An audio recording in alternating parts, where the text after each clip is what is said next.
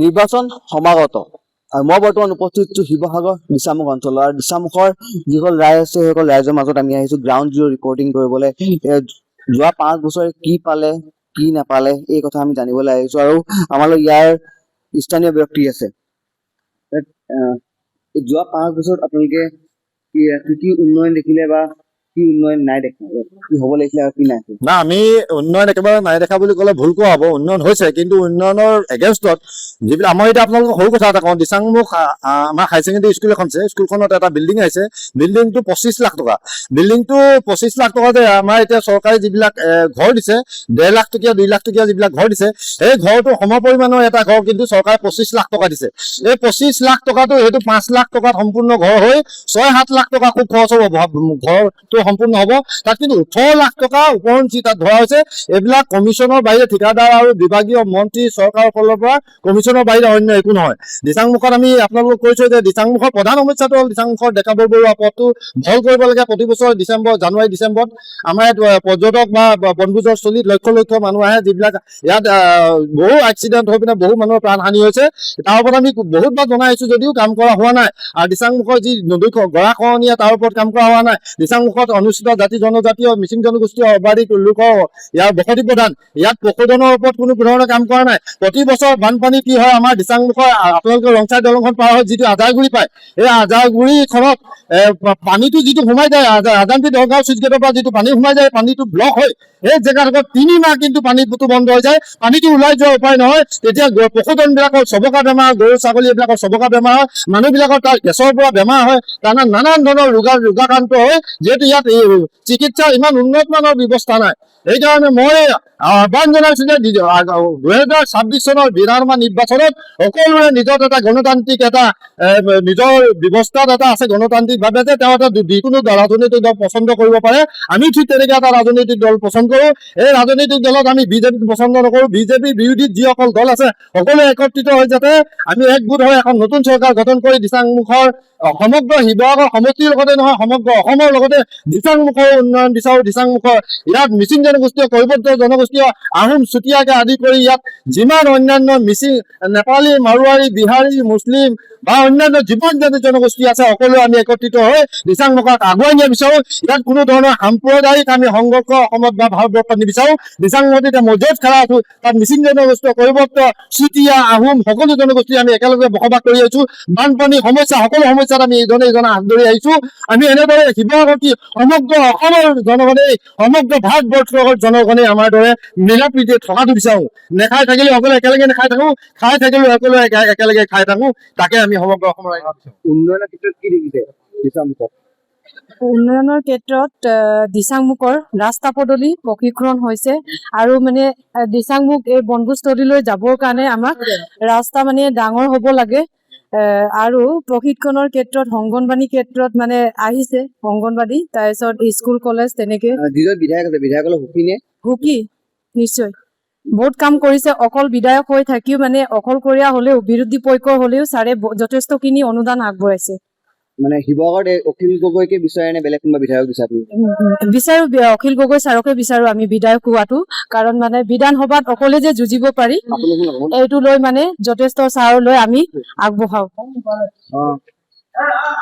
কি ধৰণৰ উন্নয়ন দেখিছে বা কি ধৰণৰ কেনেকুৱা দেখিছে উন্নয়ন দেখিছে নে নাই উন্নয়ন আমি নাই দেখা বুলি ক'লে ভুল হ'ব উন্নয়ন দেখিছো কিন্তু যিমান উন্নয়ন হ'ব লাগে সিমান নাই হোৱা যিহেতু প্ৰত্যেকে উন্নয়ন বুলি ক'লে প্ৰত্যেক ঘৰৰ মানুহতে সময় হ'ব লাগিব সময় মানে সমান ভাগত এতিয়া তাতে কি হৈছে বিৰোধী পাৰ্টি বুলি কিছুমান মানে কাম এলাহ কৰে তেখেতলোকে দিবলৈও ইচ্ছা নকৰে দিয়াৰ পিছতো হয়তো কেতিয়াবা মানে অফিচত নাইকিয়া হয় কেতিয়াবা আমাৰ ব্লকত নাইকিয়া হয় কেতিয়াবা হয়তো পঞ্চায়ত অফিচত নাইকিয়া হয় আৰু লিডাৰসকলে পটকৈ ক'বলৈ যায় আপোনালোকে এগেইনষ্ট পাৰ্টি আমি এগেইনষ্ট পাৰ্টিক দিব নোৱাৰোঁ কিন্তু চৰকাৰ আজি এখন চৰকাৰ হ'ব কাইলৈ এখন বেলেগ চৰকাৰ হ'ব দিছাংমুখত বৰ্তমান কি সমস্যা আছে দিছামুখত বহুত সমস্যা আছে ক'বলৈ গ'লে দিছামুখ এটা বৰ বৃহত্তৰ অঞ্চল এই অঞ্চলত আগৰ হয়তো বক্তাখিনিয়ে কৈ থৈ গৈছে অক্টোবৰ মাহৰ পৰা বা নৱেম্বৰ বা খৰালি যেতিয়া হয় ফেব্ৰুৱাৰী মাৰ্চলৈকে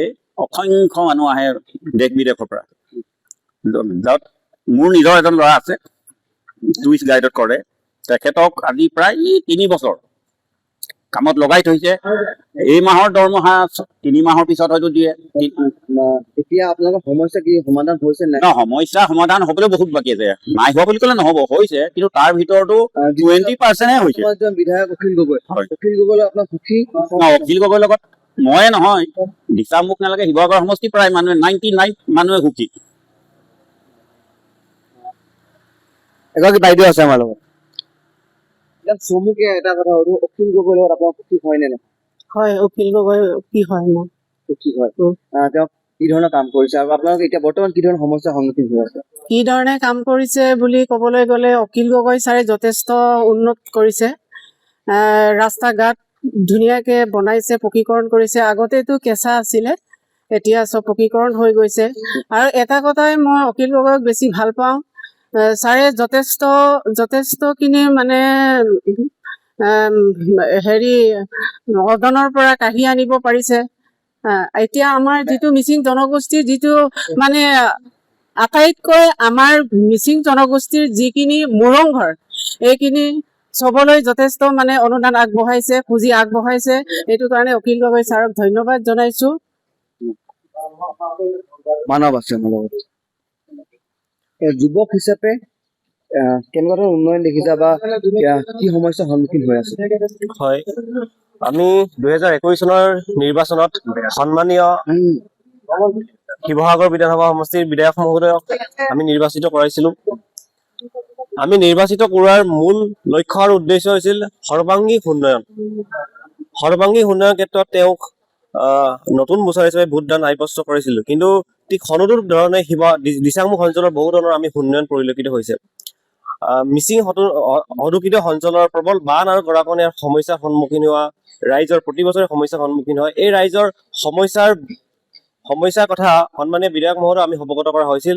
সন্মানীয় বিধায়ক মহোদয় বিধানসভা মজিয়া দিচাংমুখৰ অফলা গাঁৱৰ প্ৰবল বান আৰু গৰাখহনীয়াৰ বিষয়ে উত্থাপন কৰা হৈছিল। ঠিক অনুৰূপ ধৰণে সন্মানীয় বিধায়ক মহোদয়ৰ প্ৰচেষ্টাতে ৱৰ্ল্ড বেংকৰ আণ্ডাৰত 205 কোটি টকাৰ অনুদান আগবঢ়াইছে বুলি আমি গম পাইছো। সেই চেগতে সন্মানীয় বিধায়ক মহোদয়ক আমি সেই মুহূৰ্তৰ পৰাই ধন্যবাদ জ্ঞাপন কৰিছো। আৰু শিৱসাগৰত আমি দেখিবলৈ পাইছো যে সন্মানীয় বিধায়ক মহোদয়ৰ তুলনাত বেলেগ কেণ্ডিডেটক আমি তুলনা কৰিব নোৱাৰো, কাৰণ দাগ লগা কেণ্ডিডেট আৰু হিমন্ত বিশ্ব শৰ্মাৰ লগত চকুতৈ ক'ব পৰা কেণ্ডিডেটৰ লগত বহুত পাৰ্থক্য।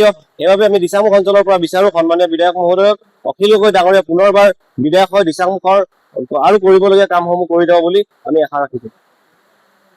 চমুকে উন্নয়নৰ সমস্যাৰ ক্ষেত্ৰত এটা কথা কওঁ। উন্নয়নৰ ভিতৰত চাবলৈ গ'লে আমাৰ ইয়াত আজি বহুত বছৰৰ পৰা থকা যিবোৰ ৰাস্তা পথ বেয়া হৈ আছিলে, সেই তেনেকুৱা 5-6টা মান ৰাস্তা তেওঁ পকীকৰণ কৰিছে বিধায়ক মহোদয়ৰ নেতৃত্বত। সেইখিনি উন্নয়ন হৈছে আৰু যথেষ্টখিনি আছে। আজি সমস্যাখিনি আছে মানে আমাৰ কৃষকসকলৰ সমস্যা আছে। ইয়াত কৃষকসকলৰ বানপানীৰ কাৰণে খেতি পথাৰ বহুত নষ্ট হয়, তাৰপৰা বান গৰাখহনীয়া সমস্যা আছে। এইখিনি যাতে তেওঁ প্ৰচেষ্টা লৈ অনাগত দিনত সমস্যাখিনি সমাধান কৰে। বিধায়ক হিচাপে আগন্তুক নিৰ্বাচনত কাক বিচাৰে আপোনালোকে? বিধায়ক হিচাপে অখিল গগৈ বাদেতো আমাৰ ইয়াত আৰু বেলেগ প্ৰাৰ্থীখিনি হেৰি চাবই নোৱাৰি, কাৰণ কেলৈ আমি শিৱসাগৰ ভোটা হয়। শিৱসাগৰ গোটেই অসমৰ কথা কয়, অসমৰ বিভিন্ন সমস্যা, গোটেই অসমখনৰ ৰক্ষাৰ কথা কয়। আৰু যদি অখিল গগৈ মহোদয় বিধায়ক হিচাপে নাথাকে, হিমন্ত বিশ্বই গৈ লাহে গিলি পেলাব অসমখন। সেইকাৰণে অখিল গগৈকে আমি বিধায়ক হিচাপে বিচাৰো। এয়া আছিলে দিচাংমুখবাসী ৰাইজ আৰু তেওঁলোকৰ মতামত। আগন্তুক যি বিধানসভা নিৰ্বাচন আছে, সেই নিৰ্বাচনত দিচাংমুখবাসী ৰাইজে কাক নিৰ্বাচিত কৰে সেয়া অনাগত দিনত লক্ষণীয় হ'ব। যিকোনো খবৰৰ বাবে যোগাযোগ কৰক আমাৰ এই নম্বৰত 9181 307 2221।